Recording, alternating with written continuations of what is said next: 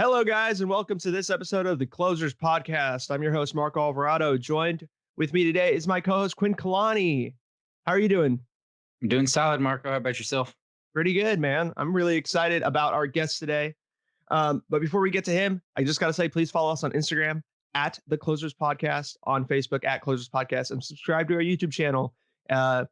Hit the bell just so that you can make sure to get notified whenever we drop a new video. Our guest today is Austin Maynard, a Sacramento real estate agent. How are you doing today, man? I'm doing good, man. No complaints. Just got to make the best of every day, and we're keep on going. Yeah, exactly. That's what it's all about. Especially like during this whole pandemic situation, I can imagine it's been a little tricky in your line of work. It's been weird.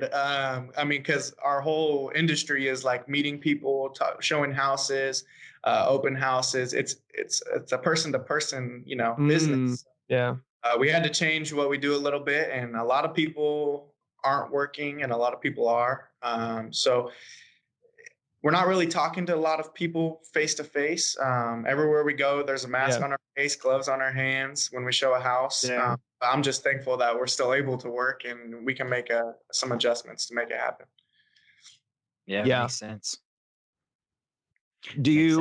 How do you feel about the, because California is kind of on its way of reopening slowly, but it's taking steps.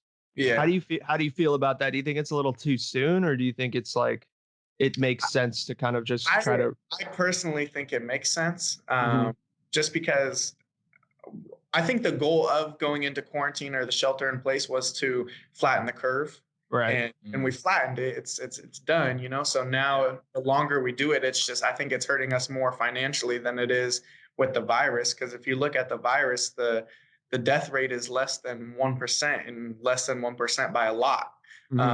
So I think it should be up to us now. Of course, if you got like health conditions that you're worried about, stay inside. Of course, I'm not going to go outside with no mask and like just, get the virus, but we can't just keep staying in there forever. I think it's more financially than it would, health-wise. Yeah, I would agree. It seems like now we're starting to transition into this period to where, the government's taking a step back, and what needs to happen is more personal accountability. You know, like you were saying, Austin, if you are sick, if you are ill, then it's, incumbent upon yourself to remove yourself from society. That way, the market can pick back up, Because it's been good for me actually, because I never did stocks in my life. I would never. Oh, really? Yeah, it was never my thing. And then when this happened, I was like, well, I got more time now because I'm not doing as much in real estate. So I saw the market keep going up and down. And I was like, I'll just put some money in there, see what happens. And then it started growing. And I was like, okay, so I put in more and more in there. And it's capitalized so much to where I was like, I love it. But, I think as a whole in society, we have to open things back up for that reason, to because businesses are going out of business. We're losing jobs. It could get out of hand if we don't start picking things up a little bit, I think. Oh, definitely. Yeah. I mean, you've already seen unemployment enrollment go through the roof just in the past 2 months, and, the stimulus checks and all this stuff. Definitely unprecedented times, at least for people that are alive today. It's not like this hasn't happened in the past, but for nobody's really dealt with this sort of thing before. So it is certainly really in our time. Oh yeah, definitely. And you would think though, because of technology, that like things would be like easier, and maybe they are because of Amazon. You're able to like just order things online, but it really feels like, I don't know, like maybe people just nowadays aren't necessarily like mentally tough enough to handle these sort of situations. Yeah. I'm not sure. I can tell you guys a funny story of what happened when everything first started happening. Yeah. We went into a shelter in place, and I'm a hard worker, I feel like. So I was still doing my thing, still working. And I was canvassing, passing out flyers door to door, but I didn't want to knock because I knew it was kind of an uncertain time and I didn't want to get that close to people. So I was just leaving it on their door. And I left it on their door, and then I get a Facebook post and it says like, "Oh, Austin Maynard, I'm very perturbed at him for leaving this on my door because of this, of everything going on, and I could have walked outside the same time he left the flyer, and like just like that's right." And I'm just like, okay, so all these comments were on here like, okay, well, I hope you're not going to get your mail, and I hope you're not, ordering on Amazon. I hope you're not doing this because they're doing the same thing I'm doing, right? They're just leaving it on your door. So I feel like either some people just don't care and like don't wear masks, don't care, like it's whatever. And then there's people like won't leave their house. And I'm like, okay, but you got to live too. Like I get paid every 2 weeks, right? I only get paid when I sell a house. So I can't stop what I'm doing. I can't get unemployment because I'm 1099. So I don't work. I don't get paid at all. Yeah, exactly. Right. So we got to understand like we're out here wanting to support local businesses, but a lot of these people like that have my jobs and jobs like mine are technically considered a local business. So I think we have to understand that there's more than just your local cafe and your local, businesses out there. Restaurants and stuff. Yeah. Your mom and pop store. Yeah, that makes a lot of sense. Yeah. So. Yeah, I think there's definitely I know there's definitely been a change within myself. When this first like started happening for like the first week, I would wear a face mask. I'd go on a jog or a run or something, or if I'd go to the the grocery store. Now, nah, bro, no face mask for me. I'm the same way, but they're not big nose friendly. Every time I talk, it falls off. I'm like, all right. Oh, dude, it's terrible. Just smushes my nose like right up to my mouth. It sucks, dude. The worst is when you got to sneeze too. It's like, okay, what do I do? I'm like sneezing in your mouth. Yeah. Oh, dude, I'm not trying to do that, but at the same time, I take it off and sneeze. That looks bad. So it's just like you're fucked either way. Yeah, I love all the memes though that go around because there was one in it like all these people wear their mask in the car, and then it's this meme and it was like that's like wearing your condom to bed without just like you're already like in the car, you're fine. I know, yeah. Yes. So I do love all the memes out there. Like they're heck of funny. I love it though. Yeah, the quarantine memes. That's the thing. I mean, say what you want about our generation, but we definitely know how to make a good meme. Tell a good joke. We could definitely do that right. That's our contribution. We'll make a joke and then we'll get sensitive about it sometimes. So. Yeah, exactly. It's just, you could get sensitive about it both ways. And then some people get sensitive about others being sensitive. So it's just like, a bunch of emotions. Yeah, it is. I agree. I'm curious though. So you're a very business-minded person.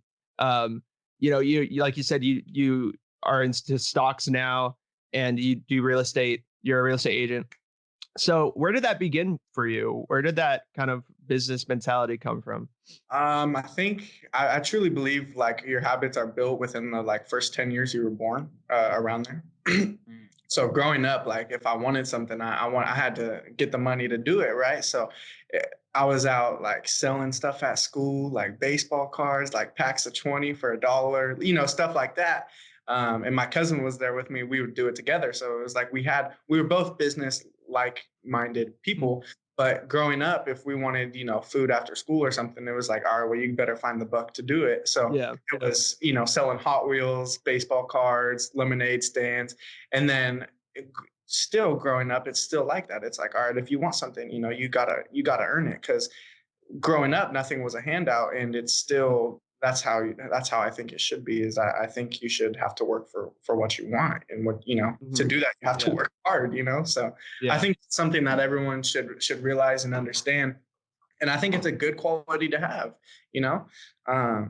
So I think that's where it came from. In middle school and elementary school, kind of doing that fun stuff, which I thought was super cool. But that is cool. Yeah. I like money, and I don't mean that you can take that the right way or the wrong way, but money doesn't buy you happiness. I believe that, but money can buy you a lot of things that put towards your happiness. Money does help. Yeah, I think overall, you have to have a good mind and knowledge about not money, but life, how you go about life and everything. And then money just comes, you know. Yeah. I I do a lot of reading too. So these books that I read are all like self-growth. Mm-hmm. And everyone talks about, like, for example, the Go Giver. I just finished that book like a couple of weeks ago, and Uh-huh. it talks about you're giving, giving, giving, giving, but the guy that's giving, that says to give, he's like, well, if I'm giving, how am I getting? You know, I'm not Yeah. getting anything if I'm just giving. But the way that nature is and the way that things work, it's just if you give, you'll get, you know, like, and I truly believe that if you give to someone, you'll get. Maybe not to that same exact person. They might not give you Mm-hmm. something, Yeah. but I believe in karma, and if you get positive karma out there, you'll get some good karma back. So I think Yeah. that's yeah, Yeah. Get what you give, man. That is very interesting. yeah, Because I feel like too, when you give and you just are always giving, um, that's a good way to make connections with people just in general. And connections are everything when it comes to business, I Mhm. believe. So I I believe, mean, it makes sense. of course, it's all about who you know Yeah. in business, you know, and if you know the right people, they can take you a long way. And it's all about like the right timing too. So I just partnered up with my real estate team. I made a real estate team with one of my buddies that's been in real estate for 22 years. Oh And wow. it all happened so suddenly. Like, I didn't expect this to happen. So I read the book, The Third Door, about a month ago. And The Third Door, there's always three. It's a cool book. It's by Alex Banayan. You should read it. It's one of my favorite books. So the Uh-huh. third door, the whole concept is there's the first door. So you're going to a nightclub. There's three doors. One is where 99.9% of the people go. Mhm. Lines wrapped around the corner. It takes hours to get into the club, right? Yeah. The second door is the VIP, where um, you have to be rich, famous. You got to be somebody to Yeah. get in, right? But the Mhm. third door is the coolest door. So he says the third door is you jump out of line, you run down, you go to the kitchen, you bang on the door 100 times till someone opens, then you jump through the window, and like you do everything you can to get into the club, right? Yeah. Didn't pay, but you do everything you can to get in. And that's how it happened. And once that happens, you can do anything you want in your life. And so in the book, he gets a mentor, and everything like fell into place through everything that happens. And that kind of Yeah. happened in my life right after I read that book. So Oh like, really? yeah, so I was thinking like, God, in real estate, especially right now, I'm like, God, everything's kind of taking a tank. What am I gonna do? I'm kind of hurting. Like, Mhm. my business isn't how it was. And then I started doing everything I could to get my business. Now my business is better than it was before this coronavirus. Wow. It's Wow. just doing better. But then, like I said, going back to that book, Mhm. I to one of these guys in real estate in my office that's been in the business for about 20 years, Yeah. and we decided to partner up. And he was, he's like my mentor and my coach, but we're also a team in real estate. And so it's Uh-huh. weird how you think something, you read that book and you're thinking, and then a month later it happens. It's just weird how nature works. It truly is. It's like law of attraction. If Mhm. positive, your life will be positive. If you think negative, your life will be negative. Yeah. So law of attraction, I think, has a tremendous, tremendous part in your life, I think. Yeah. Mm.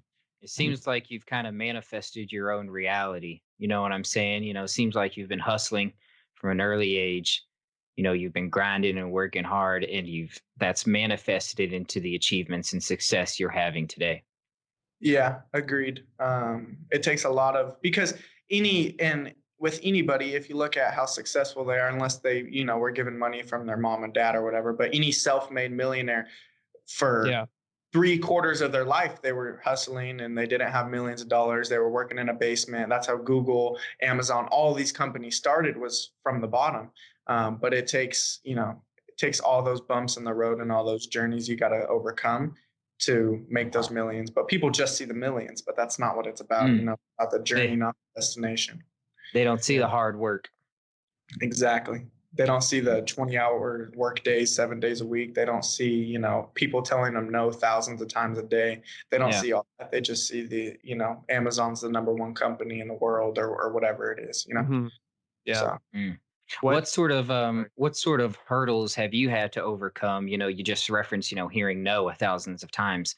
What sort of no's have you had to overcome to get to where you are today? Well, first, when I took my real estate, I took it very young, my real estate exam. I took it when I was 18, Mm. which kind of, you don't hear that too much, but I failed 2 times and I passed my third. So I studied for hours. I tell you, like days on days on days for this test. I took it, failed. And I was like, that's when you start thinking, you're like, okay, is this worth it? Like I haven't even graduated high school yet. Yeah. Am I really doing what I should be doing right now? Or am Yeah. I kind of going over the lines a little bit, And then so my mentor at the time was saying like, no, go back, take it, go back, take it. You're dumb if you don't go back and take it. So I was like, all right, scheduled it again, studied again, went back and took it, failed again. I was like, all right, all right. I was like, okay, maybe I should wait a little bit. Like, maybe this isn't the right time. Maybe I should just wait till I graduate or whatever it is. And he said, no, you were literally so close. Just go take it again. You know the questions more now. You have a better chance of passing. Yeah. Third time I took it, and it's weird when you walk in there and take the test. So you walk in there, you put your hands like this, like you're going like into security. They're like making sure you don't got nothing. And Oh, no notes or anything. yeah, nothing. You don't got anything. Yeah. And then it's timed. People, when you're taking it, it's on a computer, but she looks at you like this the whole time. She's like making sure you don't cheat. And you're like, so someone watching you, you're like, Yeah, that's So, weird. so then the third time, I passed, and I was like, all right. And then when you pass, you think like, that's it. I'm ready. I'm ready to make some money. No. Yeah. No. So then now you don't know anyone. You don't know anyone trying to buy a house, especially because you're 18. Everyone you talk to says you're too young to be selling a $500,000 house. Just any possibly, you could think of some things that you would say to an 18-year-old if they're trying to sell your house or. Oh yeah. Yeah. Yeah.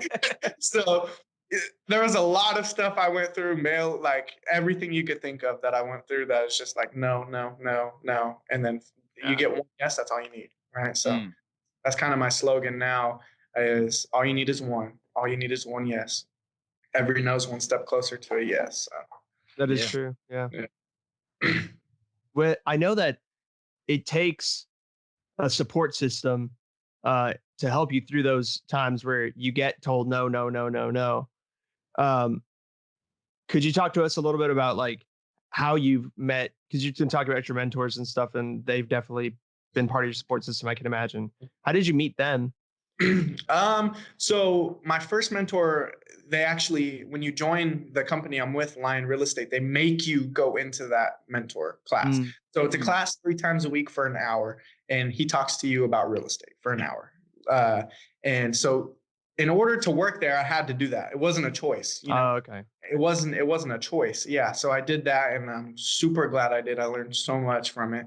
And then I did that for a year of going to those classes and everything, which helped. And then after that, it was just more of like family, like, my mom and my dad. I have a supportive family.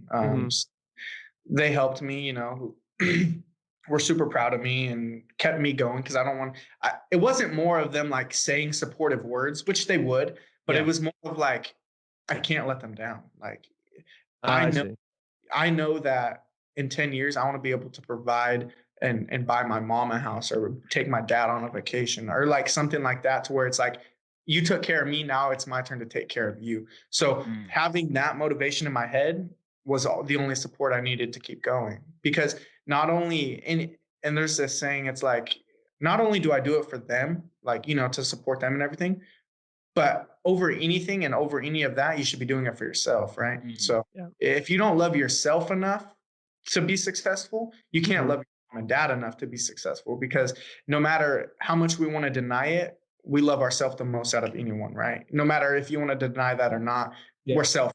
As humans, we're selfish, right? So if you can't love yourself enough to be successful, you can't say you're going to do it for your mom and your dad, and give back to them. You got to do it for yourself first before you can do it for them. Yeah, I would agree with that, man. It seems like you're a very goal-oriented person. And we talked about this 2 episodes, the importance of having goals, especially in a time like this, man. How is having goals seemingly, throughout your life, how is having that thing to strive for, how has that helped get you to where you are? Yeah. So, well, I feel like if you don't have goals, you can't achieve anything, you know? So Yeah. I'm like, as stupid as that sounds, like if you don't got a goal, you can't achieve, you're not achieving anything. Right. Yeah. So, um, another thing that I'm really big on now is the reward system. Mm. So, you know, when I do something good, I reward myself. I'm kind of like a dog, like, Yeah. good job. Here's a treat, like, you know, but when you reward yourself and once you it makes you keep going. So when I reach my goal of, say, I want to sell 5 houses in the first 6 months or 12 houses in the year or whatever, and I meet that goal, then it's like, okay, so now here's my reward. Now I'm going to go on a trip to Hawaii, or I'm going to go on a trip to whatever. And then you enjoy that trip to Hawaii because you're like, I met my goal to go here. You know, You I earned it. Yeah. Yeah. rewarding myself to go here. It's not like I missed it, but I'm very strict too. So if I sell 11 houses instead of 12, I'm not going to Hawaii. Yeah. Right. Mm. And I have a strict, like, my mentor showed me this. I have a strict business plan that shows really in depth what I have to sell each month, each house, to get paid what I need to get paid to reach my goal. Right. So having that is like down to the T, right? So you need a goal, and then you need a game plan. Without your game plan, you can't reach your goal. Without your goal, you can't have a game plan, right? So it's kind of like all twining in together. But without one, it's like a puzzle. If you don't have one, you can't connect the other pieces. So, but I'm really big on reward system. So, you know, if you do something good, reward yourself. And a lot of people out there, I used to do this too, is I would just want to work 24/7. And I would be like, I don't deserve to be rewarded because I need to keep working. But you need to find that balance to where you're work hard, play hard, right? So another super cool thing that I actually learned the other day, share with you guys, is the envelope. It's called the envelope method. So the way that I work hard, play hard, is every time I get paid, I put it into an envelope method. So I have every time you get paid, you put 20% and put it in a savings. That's the money you invest. That's the money you do everything. 20%. You take that out before you take anything. You take that out before you pay your rent, right? Strict. You take that out before anything. Then you put your envelopes where you pay your rent, your car, your phone, your food, every single thing. You put that away every time you get paid in an envelope, how much it is. And then whatever you have left, you spend on you. You spend it. You know, sure, you're being smart with your envelopes and you got everything covered, but after that, you just spend it.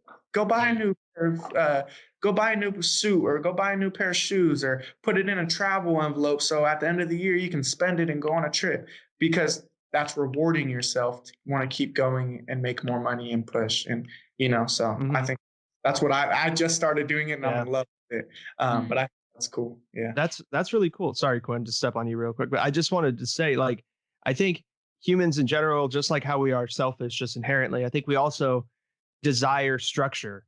And the methods that you're talking about definitely give structure to your life in general. And I think that also adds to like a positive mindset when you kind of know you have everything segmented out already for yourself. But it also takes discipline. So I was curious, how would you have you instilled discipline in yourself, and like how could people kind of work on that for themselves as well? Well, I think we all have to understand that no one's perfect. Because I feel like people, when they think of discipline and doing something, it has to be 100% of the time. So if they don't do it one day, they'll just stop doing it. And that's what makes them not successful, or not, where they want to be, is because after one day of not doing it, they stop. Right. So discipline, I wouldn't say is necessarily you do something 100% of the time, but it's something that you create a habit, and you do it more than you don't do it. Right. Yeah. So maybe not necessarily something you do every single time, but it's something you do more than you don't do it. And I think you can put that discipline in you by not rewarding yourself. Right. So like I go back, if I don't reach my goal, I don't reward myself. Yeah. I'm like my dad. I'm like my own dad. Like, if you don't get good grades, you're not getting, an allowance, or whatever stupid thing it is. Right. Yeah. But I'm like that on myself. And there's the book called The Power of Habit, which is a great book. And it kind of explains you how to build habits. And that book kind of helped me I think I read like half the book too, and after half the book, I was like, all right, let's do it. Yeah. But reading that is like cool because it shows you like what makes a habit. Like, did you know that in the book it talks about? Did you know that toothpaste isn't actually mint flavored? It's just plain flavor, but they put the mint in it so that you go back to it and build the habit of because you want to make your breath smell like that. Yeah. I did not know that. It makes your breath feel like it's clean. But without that mint, it would do the same thing. But we like the mint because it makes us feel like it's clean. Yeah. It's more mental. It's all up here. Yeah. Everything's mental in our life. Our brain is the most powerful muscle. So once you have control over your brain, you have control over the world, I feel like. So anything that you can think of, you can do. Anything that you want to do is all here and not really necessarily in your body. It also seems like, having structure and goals and stuff is important in building confidence within yourself. Having the structure to achieve those goals allows you to build confidence to achieve greater goals and higher ambitions. Yeah, I didn't even think of that. That's actually a really good point. Yeah, I agree with you on that. I think it's kind of like the stair method where like you take a step by step by step. Yeah. You have your long-term goals of like, oh, I want to be a multimillionaire. But then you have your goal of like, okay, I want to sell one house this month. So when you have that mini goal of I want to sell a house a month, it just goes boom, boom, boom, boom, boom. And then you get to your major goal. If we really look at here, you just get overwhelmed, right? You just like, I'm so far away from being that goal to where you really just got to focus on like the little, like, okay, this is what I need to do now. And then I'll go here and then I'll go here, taking it step by step makes your mind a lot like, oh my God, so much that I need to accomplish. Right. Yeah. Yeah. Managing your expectations. You're not going to take over the world tomorrow, but you might be able to take over your block. And then, your neighborhood and then your city. Patience. Patience. Patience. I really need to work on because I'm like, let's go. Like, but you just got to realize that this doesn't happen overnight. It's more about building an empire than a city. If you build an empire, it takes a long time. If you build a city, it takes a couple of years. So once you get that in your head, installed in your head that I'm here to build a legacy and not necessarily a town, you'll go a long way. Yeah. Rome wasn't built in a day. Exactly. Yeah, exactly. Yeah. Yeah, that's true. So yeah. Man, I forgot what I was going to say. I had a really good question, but I forgot. But Quinn, do you have anything? Yeah, I'll go ahead. So, what has kept you in the Sacramento area, as you've begun to grow and flourish? A lot of people, they leave, they kind of leave the nest, you know what I'm saying? They go somewhere else to find themselves. What has kept you in Sacramento? What has Sacramento meant to you? And what are your future plans for Sacramento, man? So good. That's a good question, actually. So I think the reason why I'm in Sacramento is because I wasn't born in Sacramento. I was born in a very, very small town called Arnold. It's like 3,000 people. I think I know where Arnold is. Wait a second. I was born in Angels Camp. Yes. Yeah, it's not far from Arnold, is it? Yeah, that's small world. Look, yeah. So my mom lives there right now, actually, in Angels. Shout out, man. Calaveras County. This little town right there, huh? All 10,000 people in Calaveras County. But I lived there till I was 13, moving around all in Calaveras County till I was 13. And then I had to move in with my dad who lived in Sacramento. And so at 13, I moved to Sacramento. And I went from a 3,000 people town to a 500,000 people town. So I was like, wow. Like, it's a culture shock. That's insane. I was like, there's like buildings higher than 2 stories. Like, there's like a river, like with a bridge. Like, wow, like this is crazy. Like there's people here. So having that, I still think I kind of hold the mindset of like, I can accomplish the world in Sacramento. Now I know there's bigger cities out there, but I feel like I've grown to love Sacramento to where I got family here to where I'm still close to Angels, like an hour and a half to where I can see my mom. I'm super close to my dad. I go to school at Sac State. Um, Nice. I feel like I've grown, like I talk about, I feel like I'm growing my empire in Sacramento to where I don't want to leave it and have to Mhm. start. Um, and when I got my real estate license, that kind of put me in Sacramento and made me stay there. I was like, all right, now I'm staying here. And your license is getting all over California. So I talk about my legacy. I want to sell homes all over California. I want to invest in real estate all over the world. I want to travel the world. Yeah. My partner for real estate says make the world your playground. Make your money here. America is where you make the most money, but Mhm. spend it all over the world. All over the world, it's so cheap to go on vacation. People think it's so expensive. It's Oh, so cheap. Yeah. it is It's so cheap, dude. so cheap compared to here. Yeah.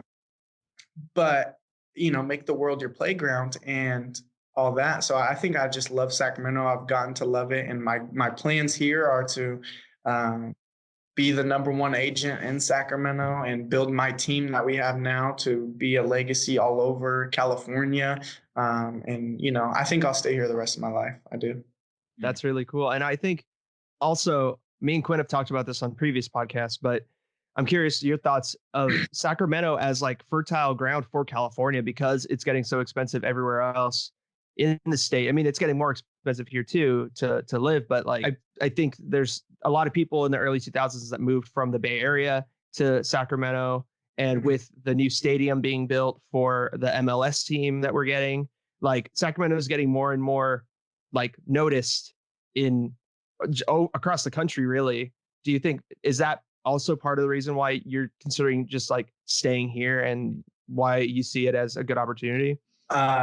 110%. Yeah. So, and when I tell my potential buyers or whatever, to move to Sacramento, or if they're thinking about moving in Sacramento, that's the first thing I bring up. I'm like, over the past 10 years, Sacramento has grown so much. Mm. Yeah. So much. And in the next 10 years, I can't even imagine where it's going to be. So Yeah. for me to say that I've been in Sacramento to where it is right now compared to in 30 years where when I still live in Sacramento and it is right there, I could be like, I was part of that. I Yeah. was part The of, growth. yeah, Yeah. that growth and being there. And to be part of that, I think is really cool. Because if you go to like LA or something, I love LA, but like you're not going to change the growth over there. Like, Yeah. It's you're going already to have grown. act on there. But in Yeah. Sacramento, you can be like, oh, I had part of that. Like I sold uh, tens of thousands of homes over this time to grow Sacramento. And like, I think just the potential here is just insane. I think it will be the next major city, 100%. Especially with this new MLS stadium coming in. We Yeah. just had Boco built. We just had Golden One. The Kings are staying. We got a AAA baseball team here. There's so much, and there's so much more room to grow. Mm-hmm. I'd put my money on in 10 years, it'll be way bigger than it is now. Oh Mm. yeah, definitely. Yeah, I agree wholeheartedly. What are some of the qualities about Sacramento that you like, as opposed to other cities, maybe in California or other places you visited? Dang, that's tough. Qualities, I would say like I kind of like how there's all aspects of I like diversity and Mm-hmm. I do, like I love all types of food. I love all cultures. I love everything, right? Yeah. So Sacramento is like, I know you can get that in LA and everything, but like I explained before on why I like to stay here, but we also have that diversity here to where we still have like old Sacramento to where it's like kind of like Western a little bit. Then we got Yeah. downtown where it's like modern, hip, like whatever. We got all cultures. We're super diversified, and I love that. Like in the Thomas where I work, actually, Intercom High School is like one of the number one Yeah. Intercom. diverse high schools in the nation. So that just shows us how diverse Sacramento really is, and I love that. So I would say that's probably the number one quality. Mm. What Yeah. what I still love about Sacramento County is the personableness of the people that live here. There's not a disconnect, there's not a standoffness, you can make small talk with your 7-Eleven clerk. Yeah, You know what yeah, I'm saying? yeah. That's something that I love about Sacramento. You know, Mhm. it still has a small town kind of feel, you know. Yeah. There's still a community within Sacramento. Mhm. Yeah. Another thing that I like too is, and I say this to my potential buyers that are wanting to move here too, is we're in the middle of everything. You want to drive Mm, to the beach, we're there. You want to drive to the snow, we're there. You want to drive to, anywhere, we're in the Yeah. middle, right? So you're not too far from anything, Mhm. So LA, you got to drive pretty far to go to the snow or something, like, or Yeah. whatever, yeah. whatever it is. But yeah, we're in the Sure. middle of everything, which I love because we can go see the beach, then one day, and then go to Tahoe the next, and we're center ground for everything. The Yeah. central hub, man. Yeah, that's right. And the airport is supposed to be expanding too, from what I've heard, I think. So it'll be easier to get into Sacramento and flying to different parts of the world too. That's awesome. I didn't know that. That's awesome. Yeah, I think it at least has been proposed, but I'm Okay. not sure. Yeah. But yeah, Good though. but yeah. So kind of switching gears a little bit. Well, a little bit. I mean, we mentioned MLS, but you did say that you're kind of you do like sports. You enjoy. We do as well. So what are your teams? Do you have like favorite So teams, or do you just watch sports in general? so my teams are the main three sports I watch: baseball, basketball, football. I played those in high school. Ah, My team for baseball is San Francisco Giants. Football is 49ers, and basketball is Sacramento Kings. Mm. gotcha. Yeah. What about you guys? Well, I'm pretty much a two sport guy. You know, I follow a lot of UFC, a lot of Okay. MMA, which Sacramento has such a rich history in MMA, UFC. You know, especially with Uriah Faber, Team Alpha Male, stuff like that. And I'm a big LA Rams fan. I'm not a particularly big Southern California fan, but when I moved out of Angels Camp when I was like 8, it was around 97, 98, right around when the Rams left California. Gotcha. So I found just kind of like a common ally in the Rams. So I'm a Rams fan and a UFC fan. I'm starting to get into the Kings. I'm Yeah. starting to Go get Kings. into it, Go man. Kings. Yep. That's right. Yeah, We haven't I'm won it yet, but one's coming. I'm telling I you. know. Well, we got screwed in what was it? 01, 02? Yeah, I think it was. Yeah. Yeah, that was Yeah. ridiculous. But yeah, I'm a Raiders fan, an A's fan, and like a Sharks fan. Sharks. I like the Sharks too. Yeah. Yeah. And then I I, watch like whatever. yeah, I don't really watch hockey like that, but like if I picked a team, it'd be the Sharks. Although I did hear, I've never been to a hockey game, but I did hear, I've been to like a Giants playoff game, football games. I did Mhm. hear it was the best sport to go to an actual live game at. Uh, Oh, yeah. it's insane. Yeah. Hockey is so fun. It could be like the two like worst teams in the NHL, and Yeah. you're just watching them, and it's just intense. It's so intense because things just move so fast. It's just like it's like watching lightning just like constantly just like You're hit like, a pole. It's just like, whoa, what the fuck is going on? But yeah, what are your thoughts about like the NBA coming back? Because I've heard some things. I don't know if you've heard how they were thinking about doing like a bubble system in like Orlando, where like all the teams are just in Orlando, like in Disney World, and they just play each other for the playoffs there instead of like having it in individual cities. Do you think that that's kind of what they should do, or should they try to push it in a different direction? I don't know. I don't know if you have an opinion on that, but So here's my thing, I guess, is I would rather have them go to one spot and finish the season than not finish the season. mhm. But I do feel like they should just go back to how it was. Like, Mm, it's just my thing is do what you want. If the players don't want to play, don't play. I think Mhm. that's anything outside of sports, anything. Let's go back to normal. And as a person, you decide if you want to do something or not, right? So Mhm. if these NBA players don't want to play, then don't play, stay out the game. Mhm. But I think we should just go back to how it was and, finish the season, all sports. And if the fans, I don't know. I don't know if fans should be able to go or not. That's kind Yeah. of whatever. That's again, I think that's up to you if you want to go. I think Mhm. the attendance would be a lot lower, but if I was like LeBron James, I wouldn't want to play with no fans either. That's why like that's a yeah. big part in why you play is like Yeah.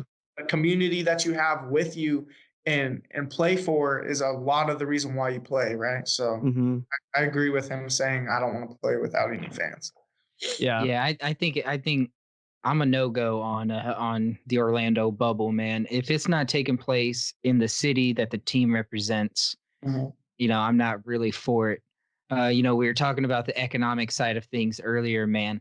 Bringing back, sports to cities would be such an economic boon for, those cities, man. If we could get the Kings back in, Golden One, get people back in those stands, man. Mm-hmm. Yeah. It would be great for the city's economy. And they were thinking too, what I've heard is like if they don't do the Orlando thing and they just go through with it, just like, they would limit the capacity for every stadium. So it would just, or every arena. So it's working at like 40% capacity. So there's distance between people, even if they're sitting in the stands and stuff. So still. Yeah, and I like that because like here's my thing is I feel like we're such hypocrites with like things. So like we can go sit in a line at Home Depot and have 100 people waiting in line, or Costco, for example, waiting in line, and then they're 6 feet apart or whatever, if they are 6 feet apart, which probably not. But you can't go sit down at a restaurant with your family, or you can't go to a game and have some seats in between you. Like, how can we go to Home Depot, but we can't go to a restaurant and eat? Yeah. Like, I don't understand the concept of like, you're saying it's essential and what's not essential, but if we're keeping social distance, I don't think it matters. That's true. I think if we're taking the right precautions, I don't think it matters what's essential and what's not. If we're, because here's my thing is, if it's essential, you can still get the coronavirus. Like, just because it's the grocery store doesn't mean you can't get it. You probably got a higher chance of getting it. So like being essential doesn't mean you just don't get the coronavirus, so as long as we're taking the right precautions, I feel like just do what you want. Yeah. I would agree with that, Austin, especially going forward now that things are starting to pick up. Coronavirus is flattening out, like you said. Going forward, I think this is the right way to go. Yeah. And I do just want to say, I when I'm saying this, I'm not saying we should have done this from the beginning. I'm saying we should do this right now. Yeah. At the beginning, I do think we should have stayed in our house and flattened the curve, done the right thing, or else it would have gotten way out of hand. But right now is when I'm saying, look, okay, now it's just, we got to figure something out. But before, I do want people to know, like, I wasn't wanting to do this from the beginning. No, that makes sense. I agree. I think our state has actually done a very good job of, when to tighten things up, when to, buckle down. And now that, things are starting to relax, starting to recover, let's ease back into normality, with the right precautions, like you were saying. Mm-hmm. Yeah. Because there is such a thing as overdoing it. And just like if California would have listened to the people that didn't want to take any precautions in the beginning, people who want to still hide in their rooms for another 2 months, that's not necessarily the most positive thing. Just like it would have not been the most positive thing to just pretend that coronavirus wasn't a thing in the beginning. So it's all in between. And another conversation that I was having with one of my coworkers the other day is, I hope people know that when the shelter in place is over, the coronavirus just doesn't disappear. Yeah, right? Exactly. So when our governor or whoever says, "Oh, California, you can open back up," the coronavirus just doesn't go away, guys. Yeah. It's still there. So I truly think it'll just be like another flu seasonal thing. And it is what it is. And, if you get it, you're going to be in bed for 3 days with a horrible type of flu, and then you'll be okay. Yeah. But what I don't want is, I don't think we can just stay in our house for the rest of our lives, because that's what would happen. Yeah. It's going to be coronaviruses for the rest of our life. I truly believe. Yeah. Well, I mean, we also have to pay attention to our mental health, and, to help sustain that, to help that flourish, we have to get out. We have to interact. We have to socialize. We have to get sunlight. You know what I'm saying? Like shutting ourselves in, it does no good for our mental capacities. Yeah. And you have a good point, because there's like this chart, and I can't say the exact numbers because I don't remember, but there was so many more suicides, anger issues, divorces, all this stuff that plays an emotional effect on for staying in the house long. Yeah. And that number has gotten higher than the actual coronavirus deaths. Like, not only are we hurting our economy now, but we're also killing more people through suicides, all this other stuff than we are actual coronavirus deaths. And not to mention, another thing is at least in California, I don't know about other states, but they count everything as a coronavirus death. If you get bitten by a shark and your arm is left and they test it for corona, it's a coronavirus death. Oh, I see. So I didn't know that. Our number is our number for coronavirus deaths is actually way higher than actually. Wow. Because if you have corona and you die, it's considered a death for coronavirus. Even if you got shot in the heart, you would have died anyways, but you had coronavirus death. Wow. You know? That's ridiculous. I did not know that. That's fucking crazy. Yeah. So, and my stepmom is a nurse. She works for an ambulance company and everything. So she confirmed that. That's where I got that information from. Wow. Yeah. That's so crazy. Yeah. But we don't know that. A lot of us don't know that part. Yeah, so I didn't know that either. I know, though, my dad was talking to me. He read an article. I forgot where, but if I find it again, I'll put it in the link section. But he was saying that most of the people that they found that have died from coronavirus. Now, after what you said, Austin, I don't know if like technically all of them died from coronavirus, but this is what the article said, that most of the people, like a high percentage of the people, were like super deficient in vitamin D. And for some reason, that's just a trend. I guess, they just were deficient with that vitamin, which the immune system definitely needs. And that virus is so not easy to get, but like it's a higher rate of contraction than the normal flu. So like it sees a person that's just, unhealthy with their immune system, and then it just jumps in, and that's how you just go. So as long as you take care of yourself and, stay healthy, take your vitamins and, it's ironic, that they want us to stay inside, but the main source of vitamin D comes from being outside. Yeah. It's ridiculous. Okay, well, we can go on walks, all right? So it's true. I'm not saying they're wrong. I'm just saying it's ironic. It's kind of funny. Yeah, it is funny. That's true. You would think, but but hopefully the hot summer will kill this thing, and then I'm sure it'll come back next season. Like I said, it's just going to be a seasonal flu or whatever, but hopefully we can just stop all the hectic and everything and kill it for a couple months before it comes back, I guess. And hopefully, our immune systems might have adapted somewhat somehow, Yeah, because there's a lot of people who had it or have it currently. They don't even know that they do. Asymptomatic. They're just asymptomatic, and they're not like their body's just dealing with it on its own, and they'll be fine. Like, who knows? Maybe we all have had it. Like that everyone here that's talking. Did you guys have the flu this season? I have not. I did. Okay, because I had December. I remember the day. This is how bad my flu was. December 27th. I got the flu, and my birthday is New Year's, and so I was going to go down to LA with one of my friends for my birthday.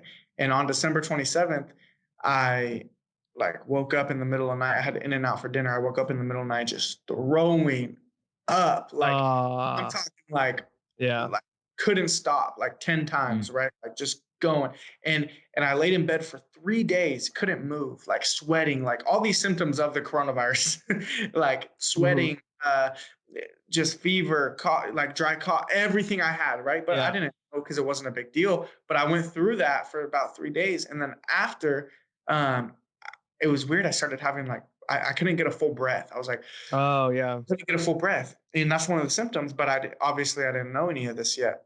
So I go to the doctors, and I actually got, they said I had asthma. And so I got an inhaler and everything. Wow. And now after all this, I'm thinking back, I'm like, fuck, I might've had a coronavirus. Yeah, or something. Before anybody even knew of it. Yeah, before even, and I think all of California, everyone that had the flu here, a lot of them might've had it because California's coronavirus toll is way lower than it should have been, right? But I think that's because we had it before this was a big deal, and we just fought it, and it was what it was. And I'm not the only one saying this. There's a lot of people that are saying they've had the worst they've ever had, and it was earlier before all this happened. So I think that's a thing. It could have just went through California and before all this was a big deal. It does make sense since we're on the coast. And Yeah. It came so first, yeah. I hope coming out of this, man, people take a bigger responsibility into their personal health, well-being and stuff, exercise, a good diet. yeah. I hope more people realize how important that is, Yeah. And I'm false claim to that because before quarantine, then the gyms were open. I would go to the gym 5-6 days a week, eat healthy, blah, blah. Since quarantine, man, hey, I hate working out at home. I eating healthy now. Yeah. Like I'm so out of it. Like physically wise, like I'm like, damn, I can't wait for the gyms to open up. But I have the eager to like when I get back into it, I'll get back into it. I'm pretty in shape when the like routine wise and everything. But during quarantine, no. It's just like whatever. Like it's been straight jogging for me, man. That's about it. Yeah. I'm just like eat whatever. Like it's just I need to slow down a little bit. So that's funny that you said. Me I too. think every day I'm like, dang, like I need. Yeah, I just already know the gyms are going to be so busy when this whole thing comes. When like everything kind of eases. Oh my God! Like bars, gyms, like restaurants just packed. I already know. It's gonna be like the quarantine resolution. You know how it's like quarantine resolution, like your New Year's resolution. But yeah, exactly. Dude, there'll be so much bleach in all these places. It'll smell like a swimming pool. I know, dude. It's gonna.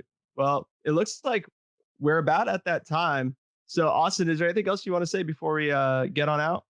No, man. I just want to thank you guys. You guys are awesome, and I'm glad I could be on here, man. And if you ever want me back on in the future, I'd be more than happy to be on here again. Or thank you, man. Thing you guys need. Sure. Here for you. Dude, I appreciate it. Yeah, we're here for you too, man. And you'll definitely come back on at some point. We're getting ready to start our second season of the show. We're kind of in an in-between season right now, but yeah, we're going to start that soon. So we'll definitely be in contact. Where could people find you, though, if they want to follow you on social media and learn more about you? Yeah, so you guys can follow me on Instagram at iam.am01, or you guys can follow me on Facebook, Austin Maynard Real Estate, or just you can follow me on my personal or something on Austin Maynard, or you can follow me on, I have a YouTube channel, Austin Maynard Realtor. So you can find me kind of anywhere. Just look up my name and it'll drag you to it. Sweet. So yeah, if you guys know of anyone looking to buy or sell in Sacramento, I'm the guy for you guys. So nice. For sure. See? Yeah. So you listen to the Closers podcast and you get resources. You get people to help you out. You might even get a house. You might even get a house. Yeah. Definitely. But guys, thank you. Yeah, thank you, man. And we'll be back next week with a very special guest. This next episode, may or may not be the last one of our in-between 1.5 or 1B season. Stay tuned and follow us on Instagram at The Closers Podcast, on Facebook at Closers Podcast, and subscribe to our YouTube channel so you can stay informed when we release new content. I hope you guys stay safe and take care of yourselves. We'll see you next time. Thank you. Bye, guys.